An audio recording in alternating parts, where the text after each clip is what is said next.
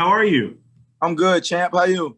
Man, I'm great. And to be honest with you, this is like a dream come true, actually having a Oh, face-to-face conversation with you as face-to-face as this pandemic can allow us to be, I guess.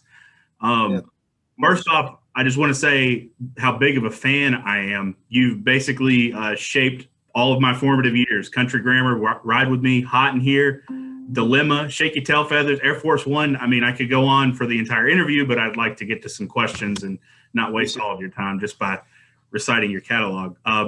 But you've worked with several artists over the years, and you've got your new song now with Florida Georgia Line. The second time you've worked with them, but you've worked with Tim McGraw, Thomas Rhett, Kane Brown, a lot of country artists. What is it about country music and country artists that attracts you to working with them, maybe compared to a different genre?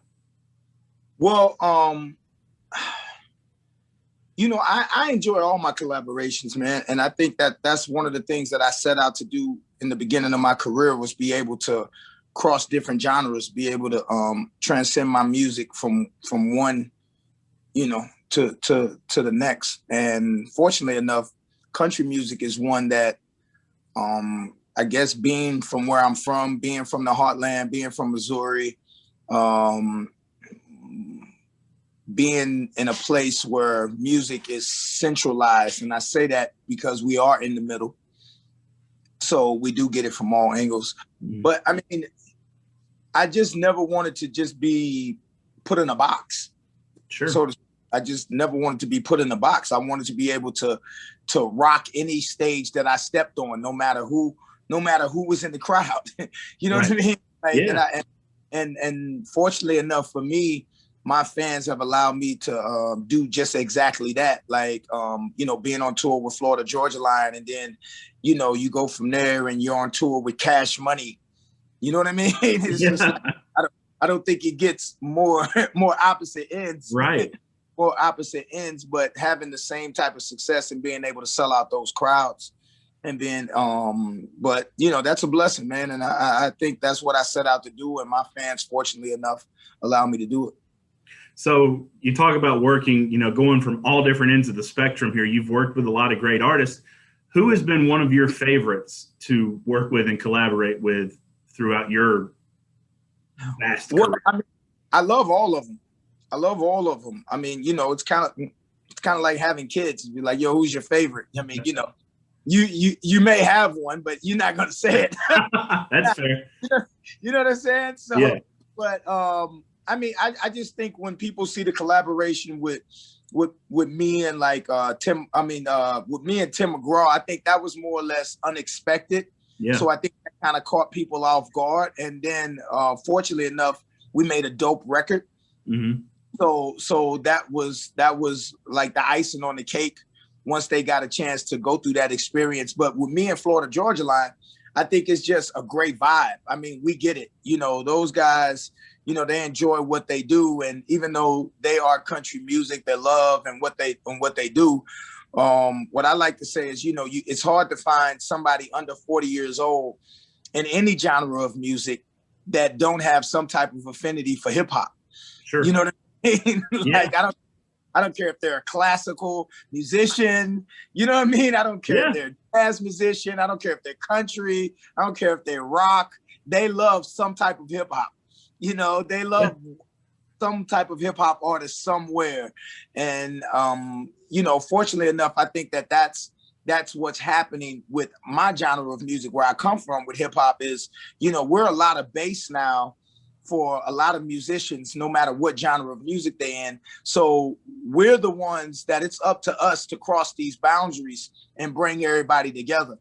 So, I'm happy I could be the one with this project here, the Heartland Project, to do that. If you could pick one artist that you have not worked with before who you would like to, who would that be? Well, being in the vein of what we're doing and in the Heartland Project, you know what I'm saying?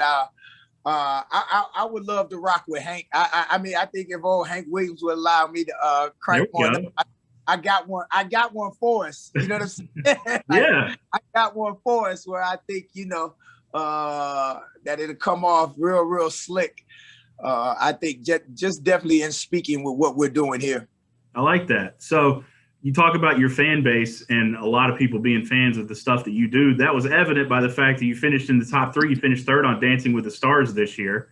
My wife probably cast way more votes than she probably needed to for you to get that far. So congratulations on that.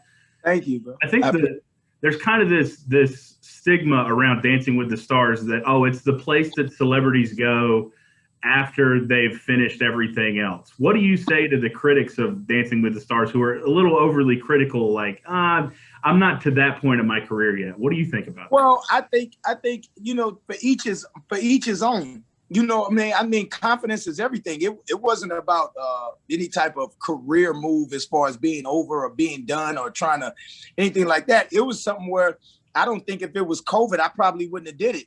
It didn't matter because I wouldn't have had the time to do it. Sure. But it was one of those where, I feel like I can do anything. I got a big mouth when it comes to bragging about different competition. When it comes, I'm very competitive.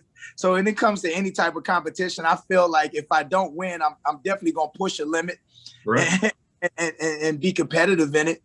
And this is one of those situations, we're in the house, me and my family, and we're watching everything. I think I probably watched everything on Netflix and Hulu and every contestant and show. And it was one of those situations where that came up and I was like, oh man, I mean, if I had time to work a little bit, I could get my hips swiveling and something like that. And I like swivel hips. But it was, I thought it was a dope thing to do, man. And I thought it would, again, catch people off guard. Sure. I thought it would catch people off guard. And here we have a situation to where it's like, okay. Why not? We're going to go for it. See what happens. What the hell, huh? I mean, everybody sitting around the house not doing nothing. Might as well do something. There it is. Well, you talk about being super competitive and wanting to compete. I wore something for you today. Okay. Yes, I know this franchise means a little bit to you, but you love sports. How has sports impacted your life, and how have you been able to take that and turn it into maybe a business opportunity? I think just, the competitiveness, and shout out to the city of Charlotte. Of course, shout out to the Hornets. Shout out to my uncle MJ. He's been a blessing to me. You know what I mean? Just in various different ways, man. I definitely a relationship in my life that I truly value. He's such a cool dude, man. You know what I mean? Like to be able to just call him and excuse my language, just shoot the shit. You know what I mean? Yeah, no, for sure. It's just about any type of subject, and him, engaging in that is just awesome, because I'm a huge Michael Jordan fan from the beginning, and he don't understand how much he's changed my life just in growing up, and things of that nature. But to get my Jordans free is like amazing. Not all of them though, but I do get my fair share. You know. If I can get that kind of a connection, I'm in. Trust me, I'm in. I like that. But being a part of the Hornets, man, is something that I value too, man. The city of Charlotte is another city that has opened the arms and embraced Nelly, from my music to charitable work that we do to a lot of different things, and it's been awesome. So you've gone for all this stuff, but I don't want to not touch on the fact that you're also a really talented actor. The Longest Yard comes to mind for me immediately because you're able to showcase your athletic ability there as well. Who are maybe some of the people that you met? Because you worked with some really talented folks on that movie. Who was somebody that you worked with that was able to maybe teach you the most about the craft of acting and stuff like that? I mean, I can't say as far as the teaching, but more or less inspired and had you in awe. I mean, it's late, great Burt Reynolds. Yeah. Being on that set, first of all, you got Adam Sandler, you got Chris Rock, you know what I mean? Tracy Morgan, and the list just goes on and on. Mm-hmm. But no matter who was on that set, when Burt started to talk, everybody just shut the hell up. You know what I mean? Because he's sitting back and he's telling you some of these great stories that I can't repeat. Sure. that I can't repeat, but we value to this day. And it's just like, your mouth falls open because, this was Mr. Hollywood at one point in time. So, he's telling you stories that you can only imagine and dream of.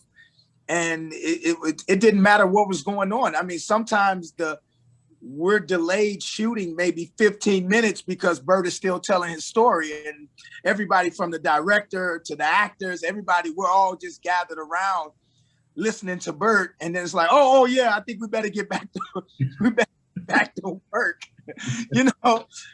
but yeah, man, I mean, that was truly something awesome, and something that I would treasure, definitely. So my last question, and I kind of want to sum everything up. So we've got Nelly, the hip hop artist, the country music singer, the actor, the Dancing with the Stars phenom, the sports mogul. What's next? What's next to conquer? I don't know, man. I mean, you kind of, you kind of just keep hoping you don't come to the end of the book. You know what I mean? Like, hopefully new chapters appear. It's kind of like a writer. You write until you're not inspired anymore, and then I guess you close the book. So right now, I'm still inspired. I'm still writing chapters. Hopefully things continue. I'm just looking forward to dropping the Heartland EP, which is due out the end of spring, beginning of summer. And hopefully everybody enjoys it as much as I hope they will. And and the effort that is going into hopefully making history again with a project that hasn't been put out, but that definitely be taken as something that is inspiring years later. That's awesome. Well, Nelly, I appreciate you taking some time to chat with me. Like I said, this is a surreal dream come true moment for me. I would say have your people contact my people, but I am not cool enough to have people. But if you ever get any free J's and you just don't have the closet space for them anymore, I'm wide open right here for you. I got you, champ. I appreciate that. Good luck to you. Thank you. You too, bro.